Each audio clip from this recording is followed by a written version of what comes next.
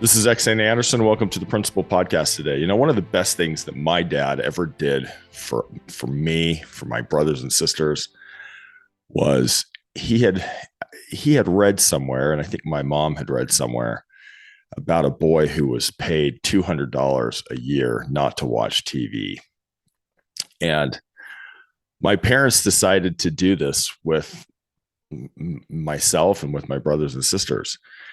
And so they said, you know what, we'll pay you $200 not to watch TV for a year. Now, they had a couple of exceptions.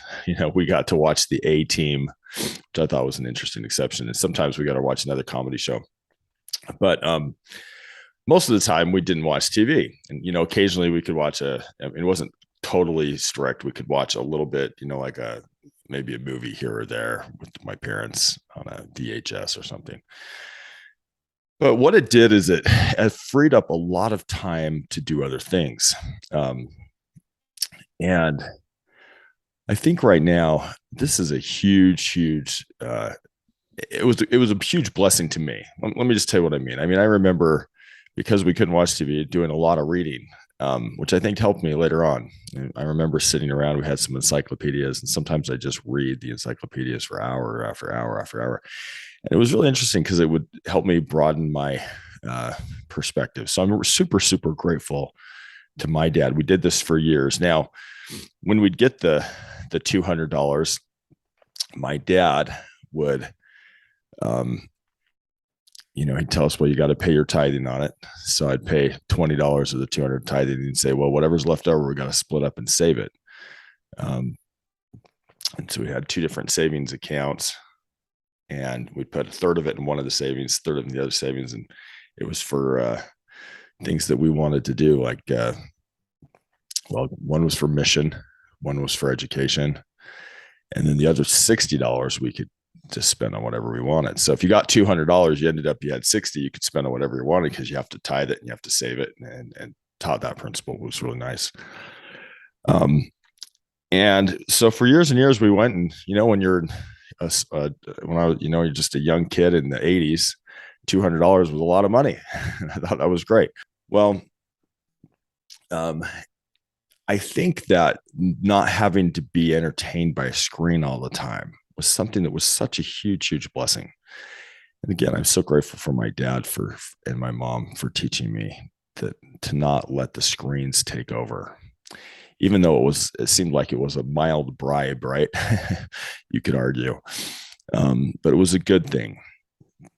And, one of the things that I've passed on, and Mike, we just don't watch that much TV in our family.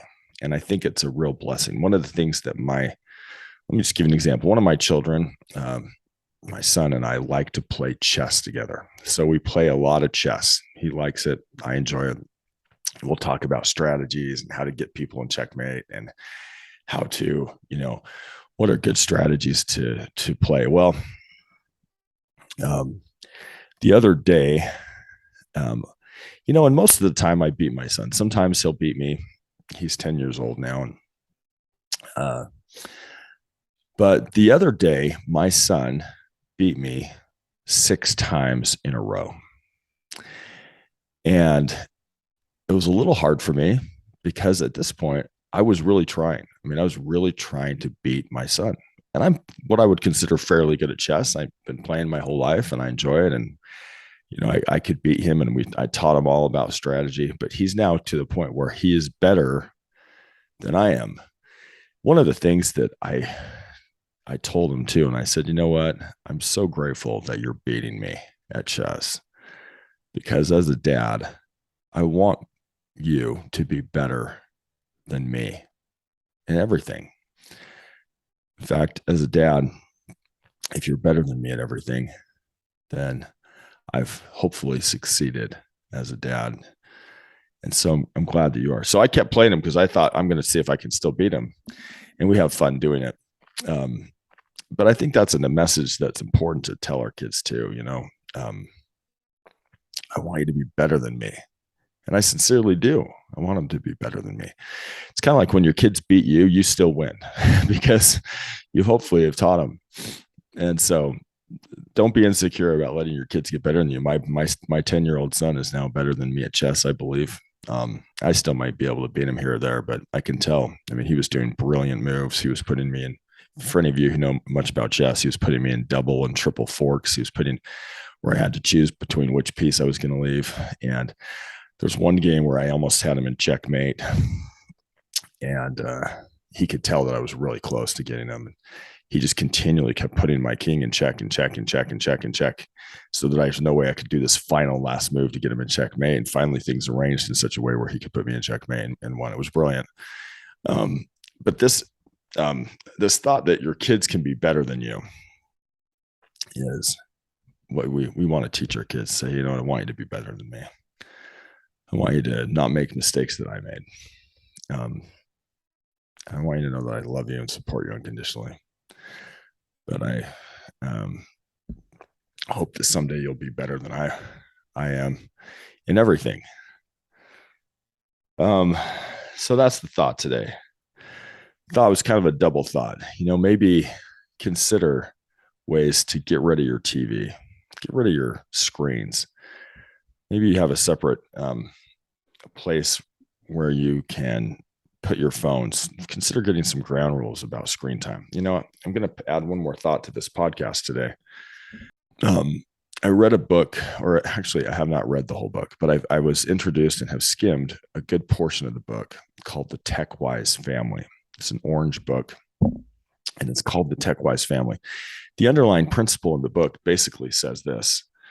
It says that connection, if technology can connect you, in other words, if I'm using Zoom to connect to my children, that's one thing. But if technology is isolating, it's going the wrong direction. So I'm not against technology. I'm just saying, is the technology, are we all sitting in the same room isolated because we're all on our devices? Or are we using the technology to connect us more, to be connected as a family? And I think it's so dangerous to have to go through and say we're not going to have any ground rules on technology. I think it's something we need to say. I don't want my life to just be screens. I don't want my screen to get more attention than my child, than my family, than my wife. And the truth is, there are literally people who are very, very smart people who are trying to get us more and more addicted to our screens. I hate to say it, but they're trying. The more time we spend on our screens, the more advertising they can sell, the more money they make. So it helps them, you know, if we can keep scrolling and scrolling and scrolling and looking on new things and looking at new apps and doing different things, the advertisers who buy advertising can make more money as a general rule. And so a lot of times you're the product. In other words, a lot of big tech companies, I won't name any names, are wanting you to spend more and more time. And the more you're addicted to your screen, the more money they make. A lot of these advertising companies, they don't manufacture anything. They don't produce anything. All they do is try to get you addicted to your screen so they can sell ads. And don't let them. Find a way to say, I'm not going to let my family grow up on screens. And again, I'm not totally anti-technology. I mean, goodness, I'm broadcasting this out through, you know, on a podcast platform, even putting it on YouTube. Technology is wonderful. I'm pro technology, but within boundaries, you know, within boundaries. And we've got to be so careful to not let the smart people who are trying to get us addicted to technology win, to get us to be clicking and reading just garbage things or mindless news articles or different things, videos. I mean, let's stop and spend time with our kids. And I'm as guilty of this as a lot of people, where I find myself, wow, I've just wasted a bunch of time online and it was nothing that was of great value. So I say it, hopefully preaching to myself. Let's find a way to do that. And I'm so grateful for my parents, again, who kind of, you know, said, you know, let's not watch TV, and we'll even pay you a couple $100 not to. And I'm also grateful that it's given that principle has allowed me to, spend a lot of time with my son playing chess, just as one example, and going camping and hiking mountains, taking trips across the country, doing things that are going to help my children. And so that's the thought for today. Hope you have a great day.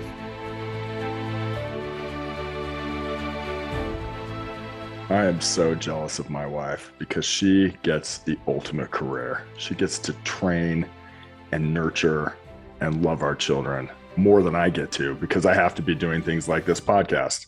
Parenting's the ultimate career. If you like what you heard today, please like, subscribe, comment, leave a review. Thank you for listening. You can also check out my book, What I Want My Children to Know Before I Die. It's available on Amazon and other bookstores. Thanks again for listening.